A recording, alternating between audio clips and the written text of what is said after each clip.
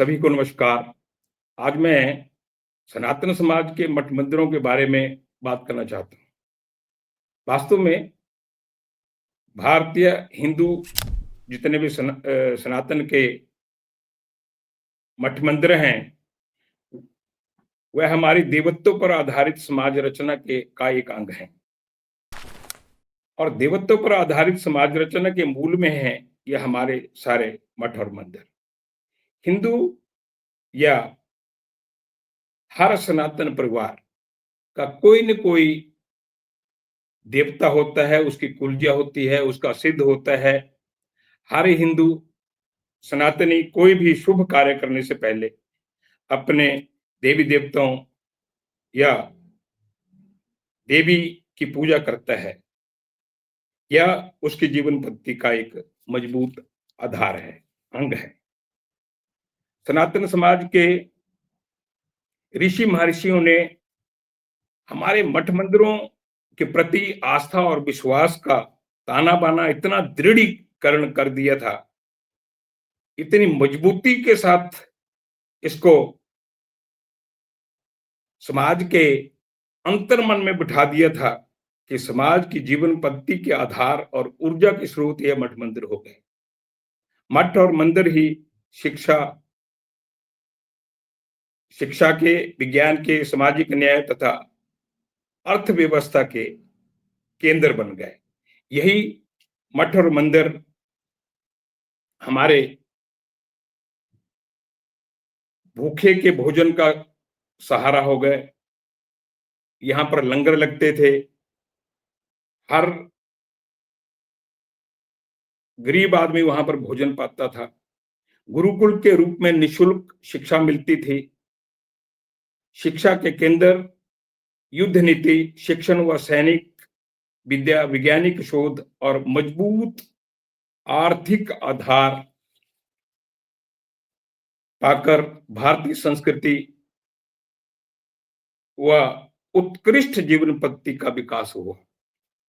इसका परिणाम यह हुआ कि जीवन के मूल में इन मठ मंदिरों से जो समाज में ऊर्जा फैली, उससे भारतीय संस्कृति विश्वव्यापिनी हो गई, विश्व में पूजनीय हो गई।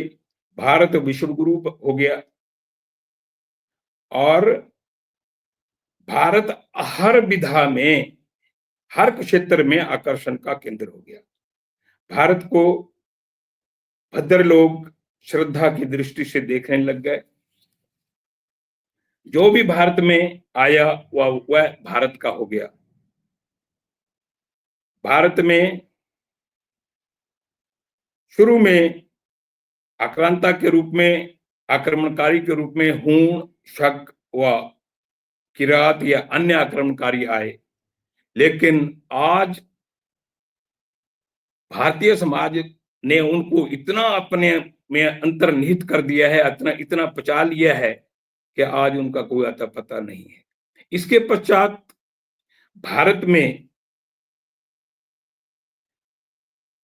भारत के वैभव को ललचाई दृष्टि से कुछ लोग और देखते और वो भारत में लूटपाट मचा करके चले जाते।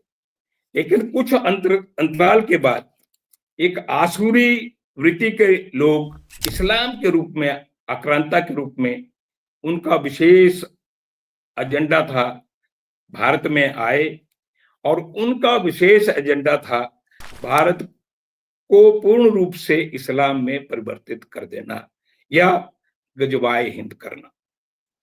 उनको इस बात का पूर्ण ज्ञान था कि ये भारत की जो समृद्धि और शिक्षा और इसका आधार है समृद्धि का, वह सारे के सारे ये मठ मंदिर ही हैं।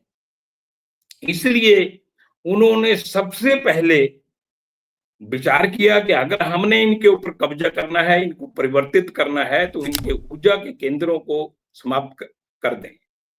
तो इसलिए जितने भी मठ मंदिर थे भारत में, उन्होंने उनको तहस नहस कर दिया। इसके पश्चात उनका पूर्ण एजेंडा था भारत को इस्लामिक देश के रूप में खड़ा करना, यानी गजबाए हिंद करना। इसके पश्चात भारत में आए अंग्रेजों को भी पूर्ण पता था कि भारत की समृद्धि का अगर कोई आधार है तो ये मठ मंदिर है। भारत में उन्होंने सन 1863 में एक एंडोमेंट एक्ट, हिंदू मठ मंदिर एंडोमेंट एक्ट बनाया, जिसके अंतर्गत सारे जो दक्षिण भारत के मठ मंदिर थे उनका अधिग्रहण, उनकी आय के ऊपर कब्जा कर लिया। उनका उद्देश्य उन मठ मंदिरों को अधिग्रहित करके उनकी आय के ऊपर कब्जा जमाना था। उनको पता था कि उत्तर भारत के मठ मंदिर तो इस्लाम मुसलमानों ने तहस नहस कर दिए हैं, और अब दक्षिण भारत के जितने भी मठ मंदिर हैं हम इनको तहस नहस नहीं करेंगे, लेकिन इनके ऊपर कब्जा करेंगे और इनकी आय के ऊपर हम कब्जा करके इसी पैसे को सेवा कार्यों के रूप में हिंदुओं पर खर्च करके भारत का ईसाईकरण करेंगे। उनका एजेंडा साफ था कि भारत को ईसाई राष्ट्र के रूप में खड़ा करना, तब्दील करना, बदल देना। इससे हमें उस समय पता चलता है जब मैक्स मूलर को ये काम दिया गया था भारत के वेदों का और शास्त्रों का अनुवाद करना, इस ढंग से करना कि ताकि भारत के लोग हम इन जो जो ऊर्जा के स्रोत हैं वेद और शास्त्र, इनसे इनकी श्रद्धा हट जाए। तो जब मैक्स मुलर ने ये काम समाप्त किया तो ड्यूक ऑफ आर्गाइल को जो पत्र लिखा था उसमें उसने कहा था कि भारत के धर्म का पतन हो ही चुका है, फिर भी यदि भारत में ईसाई धर्म नहीं फैला तो इसमें मेरा क्या दोष है। यानी उसको इस काम के लिए लगाया गया था कि भारत का ईसाईकरण करना है। अंग्रेजों ने हर साधन का प्रयोग भारत के ईसाईकरण करने में किया। उन्होंने भी भारत के मंदिरों की ताकत का उनको पूर्ण ज्ञान था, इसलिए उन्होंने सन 1863 में सबसे पहले मंदिरों की आय के ऊपर कब्जा किया।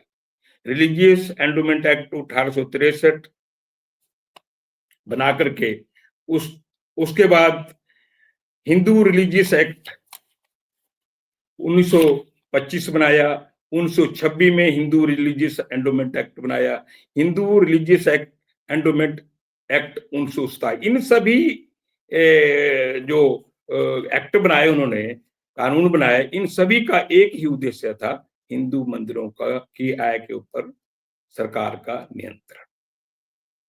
हाँ, देश की को स्वतंत्र होने के पश्चात लगता था कि अब भारत के सभी सरकारें जो हैं वो इन मठ मंदिरों, धर्मनिरपेक्ष राज्य के रूप में कार्य करेंगी और हमारे इन मठ मंदिरों को स्वतंत्र रूप से कार्य करने देंगे, जिससे सनातन धर्म का, संस्कृति का उत्थान होगा।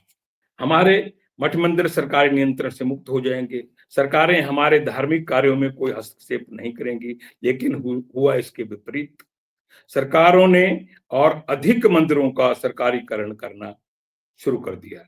मंदिरों को आय के साधन के रूप में, एक इकाई के रूप में इन्होंने देखना शुरू कर दिया।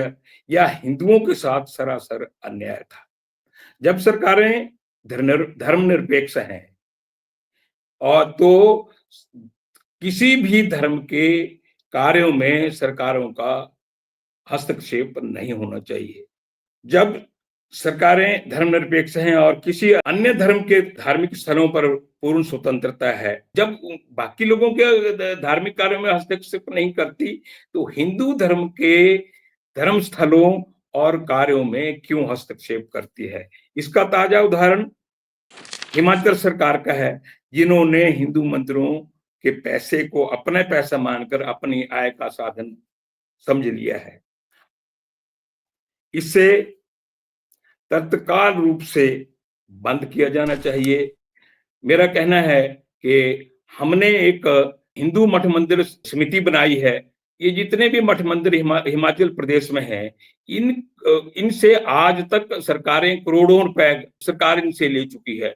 ये जो इन्होंने अपनी आय का साधन बना दिया है, इसको तुरंत रूप से समाप्त कर दिया जाना चाहिए और जितना भी पैसा लिया है, उसको ब्याज सहित हिंदू समाज को लौटाना चाहिए। ये कार्य तुरंत प्रभावी रूप से करना चाहिए। हिंदू समाज इतना सक्षम है कि जो हजारों लाखों मंदिर बना सकता है, निर्माण कर सकता है, वह उनका प्रबंधन करने में भी सक्षम है। हिमाचल सरकार ने जितना भी पैसा हिंदू मंदिरों से लिया है, इसको तुरंत मठ मंदिरों को ब्याज सहित लौटा देना चाहिए। धन्यवाद।